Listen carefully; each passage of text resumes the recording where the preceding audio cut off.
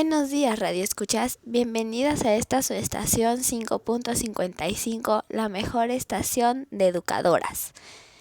Les presentaremos el día de hoy una temática que a muchos nos interesará, pues ya que hablaremos sobre la música. Iniciaremos este tema con nuestra compañera Fernanda. Adelante, Fernanda, cuéntanos. Hola, buen día, queridos radioescuchas. Ahora continuamos con la ópera, que es un teatro que en lugar de hablar se canta.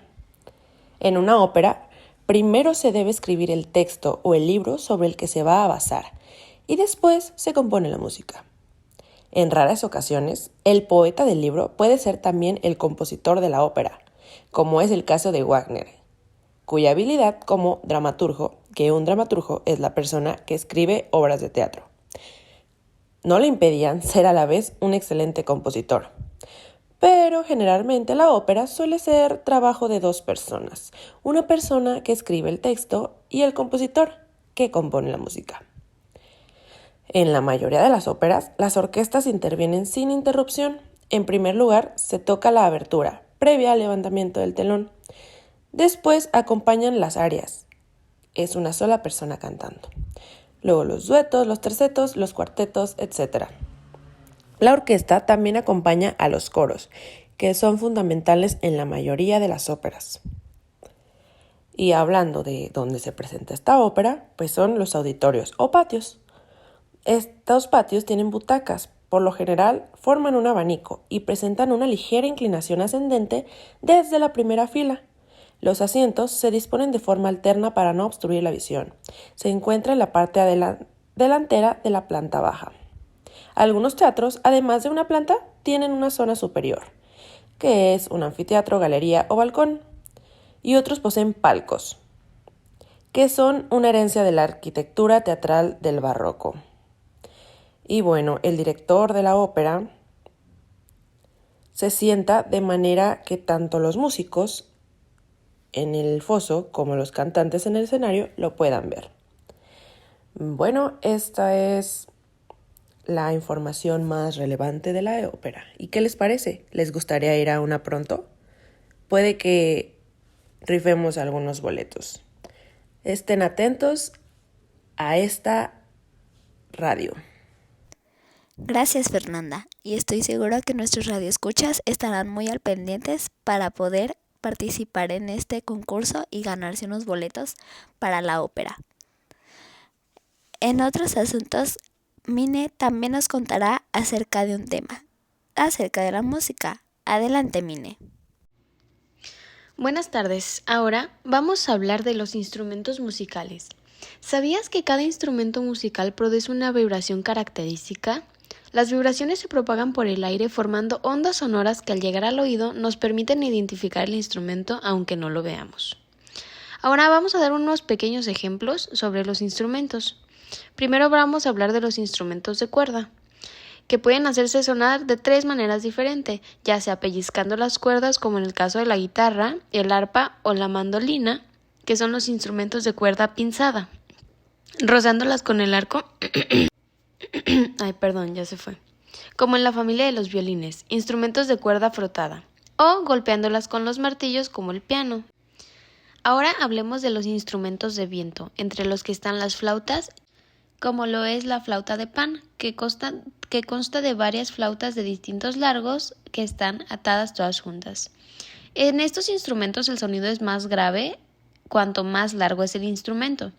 Y por último vamos con los de percusión, donde también el sonido es más grande cuando más grande es el instrumento.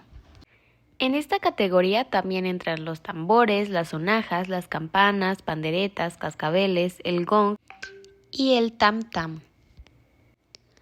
¿Sabías que la mejor manera de escribir un libro dirigido a los niños es con la ayuda de ellos mismos? Muchas gracias, Minerva, por tan interesante información. Estoy seguro que a muchos de nuestros radioescuchas les pareció muy interesante. Ahora vamos con Carolina. Adelante, Carolina. ¿Qué información nos traes tú? ¿Sabían que cada población tiene sus propias músicas y bailes a los que acompañan y reflejan el talento y carácter de la propia población? A menudo sucede que una canción o baile migra de un país a otro, traspasando fronteras y dejando huella a su paso, conquistando de esta manera el mundo. Esto ha ocurrido como música como el jazz, el vals o la polka. Hoy en día es posible comer la misma pasta por la que es famosa Italia en prácticamente cualquier rincón del mundo. Es por esto que es muy importante que cada pueblo conserve lo que de propio tiene, lo que procede de su pasado y que expresa sus ideales, su manera de pensar o sentir, es decir, su folclore. El origen de esta famosa palabra nace con un investigador inglés más de 100 años atrás. Folk significa pueblo y lore es saber. Esto es lo mismo que decir lo que el pueblo sabe. Las danzas, la música, las tradiciones, las costumbres forman parte del folclore de un sitio. El folclore refleja el carácter del lugar que pertenece, el paisaje en el que se ha forjado e incluso a menudo nos damos cuenta de aspectos de su historia si se escucha con atención. Y como dato curioso, del mismo modo que se utiliza un instrumento en distintos países, también hay poblaciones que comparten costumbres y vestimentas. Por ejemplo, si en la polca eslovaca las bailarinas llevaban muchas faldas superpuestas, esto se repite en poblaciones como algunas tribus de Sudamérica, especialmente en las frías regiones de los Andes, donde las distintas capas de faldas son un signo del rango y la posición de la familia. ¡Guau! ¡Qué interesante toda la información que nos compartiste, Carolina! Muchísimas gracias. Ahora, por último, pasaremos con nuestra compañera Cintia, que también nos tiene unos datos muy interesantes. Adelante, Cintia. Cuéntanos acerca del museo. Estoy segura de que tienes muchas cosas interesantes que decir acerca de este tema. Adelante. Muchísimas gracias, compañera. Es un placer para mí estar aquí con ustedes el día de hoy. Y pues bueno, como ya les mencionaron, les voy a hablar acerca de un museo con extraños instrumentos musicales. Pues los niños fueron acompañados por Palen a un museo en el que vieron los instrumentos que se utilizaban antiguamente y su historia. Y por supuesto, pues no podrían estar todos los que existen porque son demasiados. Tampoco vieron los instrumentos modernos ni los folclóricos. Y bueno, definen instrumento como lo que produce un sonido aplicable a la música y lo dividen en tres grupos: viento, percusión y cuerda. Y hablan de la aparición de los instrumentos en la prehistoria y de la evolución que han experimentado. Por ejemplo, antiguamente las cajas de resonancia eran las cortezas de los frutos secos.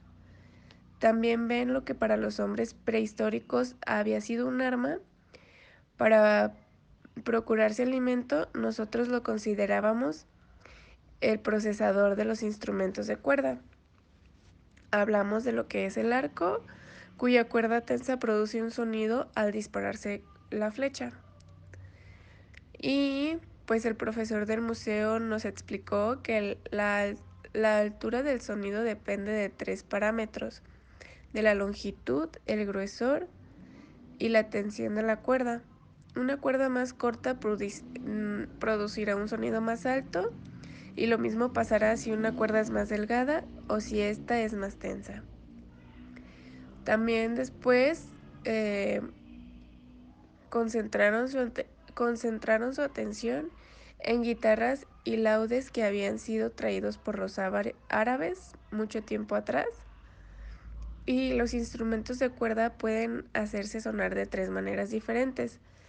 No sé si les ha tocado experimentar o tocar una guitarra, y pues estas pues llevan cuerdas. Hay diferentes instrumentos con cuerdas, pero nos dice que pellizcando las cuerdas, como en el caso de la guitarra, en el arpa o la mandolina, que son instrumentos de cuerda pinza, y rozándolas con el arco, como en la familia de los violines, instrumentos de cuerda frotada, o golpeándolas con martillitos como el piano, instrumento de cuerda, bueno, es un instrumento de cuerda percutida y también es del tipo de címbalo. Bueno, y ya por último, nos llevaron a ver los instrumentos de percusión, donde también el sonido es más grande cuando el instrumento es más grande. Estos son los que, bueno, nos enseñaron los tambores, sonajas, campanas, panderetas, cascabeles, el gong, el tam tam, y hablan de la historia de varios de ellos. Bueno, y ya como conclusión, pues de verdad que es una experiencia inolvidable y es muy bonita y enriquecedora culturalmente, ya que pues la música forma parte de todas las culturas y es algo indispensable, creo que para el ser humano. Eh, Coincido en la idea de que la música nos ayuda a expresar muchísimo nuestro sentir o nuestras emociones. Y pues nada, quiero agradecerles por haberme invitado a su programa y por darme la oportunidad de compartirles esta experiencia en el Museo de Extraños Instrumentos Musicales. Y vamos contigo, Liz. Muchas gracias, Cintia, por tan interesante información. ¿Y ustedes tienen alguna opinión acerca de este tema? Cuéntenos qué les pareció toda esta información que nos dieron nuestras compañeras. Bueno, eso es todo por el día de hoy, aquí en su estación 5.55, la mejor estación para educadoras. Gracias por escucharnos el día de hoy. Los esperamos en otra transmisión el día de mañana. Hasta luego.